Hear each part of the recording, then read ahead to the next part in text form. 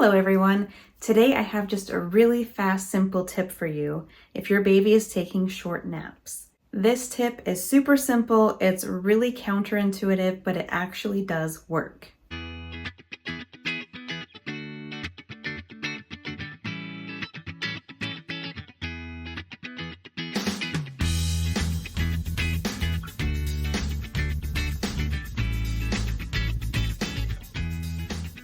But first, hello, my name is Valerie. I blog at babywisemom.com. I have been blogging there since the year 2007. I have 4 children who currently range in age from 12 to 19 years old, and I absolutely love helping parents love parenthood. All right, are you ready for the tip? It's really simple, and it is just to shorten your baby's wake time length by 15 minutes. So if your baby is currently staying awake for an hour and 15 minutes, take it back to an hour. If your baby is crying a lot before a nap, so you put your baby down for a nap and your baby just cries and cries, then there's an excellent chance that your baby was up too long. Your baby's overstimulated and your baby just needs to be awake for a shorter amount of time between naps. And remember that wake time length does include feeding time. So your baby crying before nap indicating that your baby was up too long is especially true for babies who are 0 to 3 months old.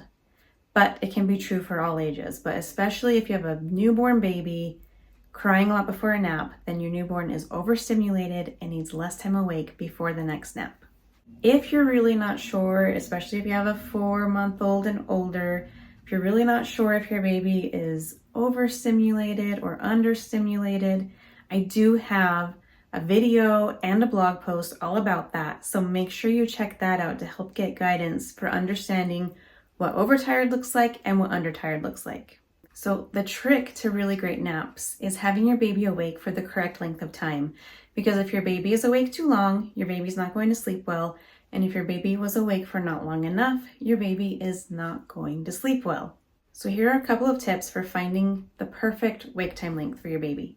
One is you need to know how long your baby was awake. You need to track it.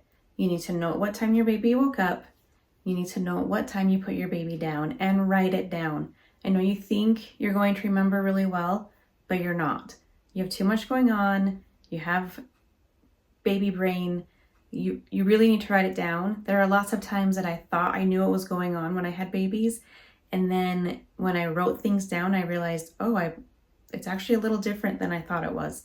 So just keep track of it. Just write it down. If you need help with tracking, I do have a book of logs that you can purchase. Head on to my blog or check in the comments in the description for a link to that. And as you're looking for your baby's perfect wake time length, watch for patterns with your baby. See what works for your baby, what doesn't. As you're looking at what you've written down, watch for patterns in that data. Data is your friend. I do, of course, have a lot of detailed information on how to find that perfect wake time length because it is so important. So be sure to check my blog for optimal wake time length, or I have a video that's on YouTube. That video is also in my blog post, so you can read the post and watch the video in the same place. So be sure to check that out. Optimal wake time length. This is also known as wake windows. I've been calling it wake time length since 2007, so that's what I go with. Wake windows is a newer term, but both things mean the same thing. So while cutting your baby's nap back by 15 minutes is a really great way to fix that short nap, and definitely a good first thing to check, because if it fixes it really fast, it fixes it really fast. But while that is true, there are of course more reasons a baby wakes up than just simply that wake time length is off. So there are some other things to think about and consider. One is a growth spurt. Babies have a lot of growth spurts, and when they have growth spurts, then they are hungry more often. So it's always wise, if your baby is struggling with sleep, to think about, is my baby hungry? And that can be because of a growth spurt, it can be because of a milk supply issue. So always consider that, always have that on your mind. You don't want to be trying other things while your baby is hungry. Another thing to think about is your baby's ability to self-soothe. Babies, if they cannot fall asleep independently, then they just won't. Every once in a while, a baby who cannot self-soothe will fall asleep independently, and that mostly just happens when they're absolutely exhausted and can't go any further. But on a regular basis, like for several naps a day, day to day, day in, day out, your baby's not going to just be able to sleep well unless your baby can fall asleep independently. And there are a lot of ways to accomplish that goal. And it doesn't matter which way you accomplish it. There are no cry sleep solutions, there are cry it out solutions, and whatever method works for you, your baby, your family is fantastic. You don't have to do any one certain way, just make sure it happens. Another thing to think about is your baby's sleep environment. You want where your baby is sleeping to be sleep friendly. And that can vary a little bit from baby to baby, but primarily you want the light to be correct for your baby. Some babies will nap in a bright room, but others need it to be dark. And so some darkening blinds or shades can help your baby sleep better. Your baby needs the temperature to be ideal for sleeping. I mean, we all do, right? We all sleep better with a certain temperature range than others. Some babies are going to need some white noise to help block out other noises. That can be especially true if this isn't your first baby. And it is better for your baby to have some white noise to help sleep and get that sleep than to be woken up for short nap because older siblings are being noisy and waking your baby up. Something else that can really help your baby to sleep better that you want to think about is your sleep routine. You want to make sure you have a good sleep routine that helps set the stage for sleep and helps your baby relax and get into a state of being able to go to sleep.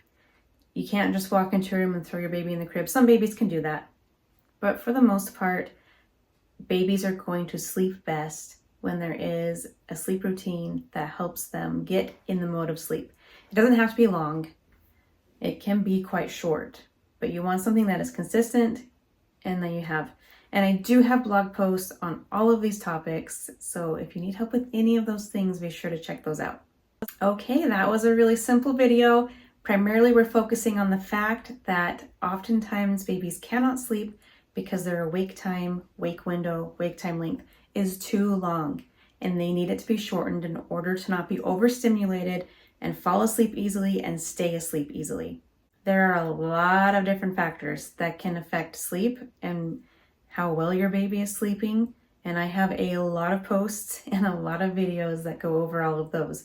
So if this simple trick does not fix it for you, there are a lot of other things to consider. So make sure you check those out if this one doesn't work, but this one is so easy that you can easily try it and see if that's your issue. And if it is fixed really fast.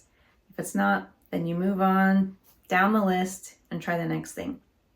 If you have any questions, as always, feel free to drop them in the comments and I will answer. And thanks for watching and have a great day.